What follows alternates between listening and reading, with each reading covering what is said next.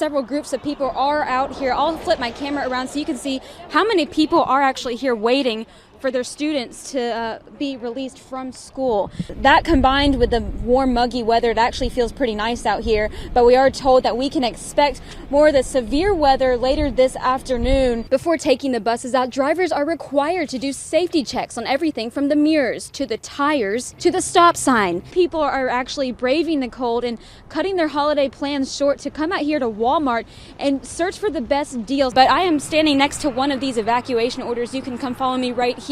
Now, these yellow sheets are placed on every single one of these units here. The driveways are completely blocked off from this large tree that has fallen.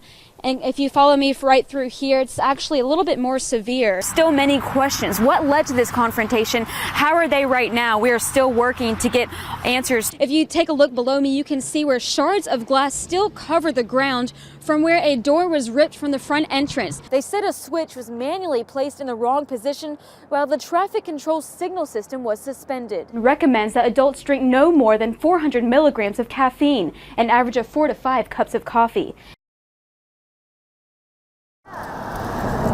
It's a road where neighbors say cars often speed, as adults and children often walk and ride their bikes. They come through here pretty regular like that. Charles Thomas, who's lived here for 2 decades, had an idea of what happened when he heard a loud boom. Somebody got hit.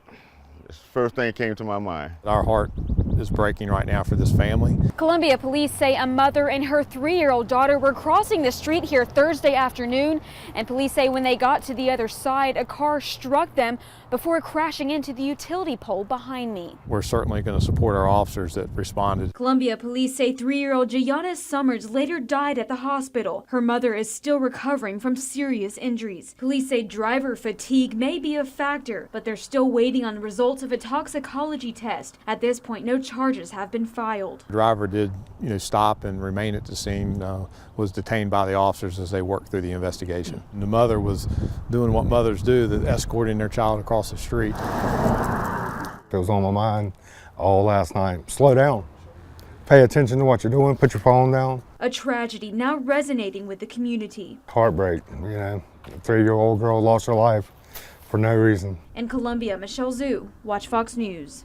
Parents, faculty, staff, and students packed a theater on the University of South Carolina campus Thursday. An extraordinarily difficult couple of weeks. To hear of a first-ever collaboration born out of tragedy. Uber contacted us. The tragic death of 21-year-old Samantha Josephson has turned a national spotlight on rideshare safety. Now Uber is teaming up with USC to launch a national safety initiative to build awareness and encourage riders to check their rides. Make checking your ride before you get into car synonymous with using Uber. Ask the driver plainly, "What's my name?" These 3 words have the power to save lives and must become as automatic as putting on their seatbelt. Uber has added a push notification that looks like this, reminding riders to check their ride every time. This new feature went live in Columbia on Thursday and will go live in the rest of the country throughout this week.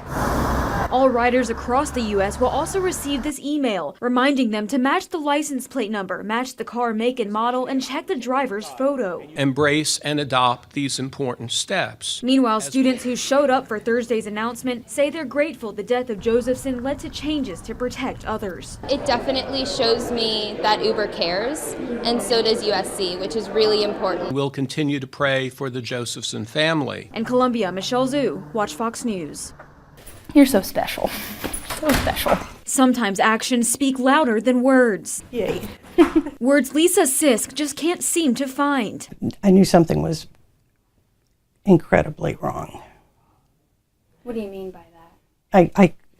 I just couldn't find my words. For 20 years, she's been teaching crisis communications and nonprofit public relations at the University of South Carolina. But in the past few months, something was happening to her, and she had to switch to online teaching. I just can't get it. Is that frustrating? Yes, absolutely. Sisk was diagnosed with primary progressive aphasia in October. It's a rare disorder that affects a person's ability to communicate. The disease is caused by atrophy to parts of the brain that process speech. You may have noticed something is wrong with me. I can't find my words and could always cover it. But I found it was progressing at an alarming rate. it's ironic that I make my living with words. After announcing her diagnosis in an email, Sisk says she's overwhelmed with support from both colleagues and students. And that just made me cry. Like Erin Metcalf, who's a USC grad student. I don't know that there's anything worse for a communicator than not being able to communicate. It's getting worse. And I don't know how much longer I can keep doing the online. But I'm scheduled through fall. Sisk will eventually lose her ability to speak, but she's taking speech therapy and medications to slow the symptoms. The longtime professor is determined to keep teaching online until next summer, and she's sure to keep a sense of humor through it all. I've learned to say, just give me a minute. And so the,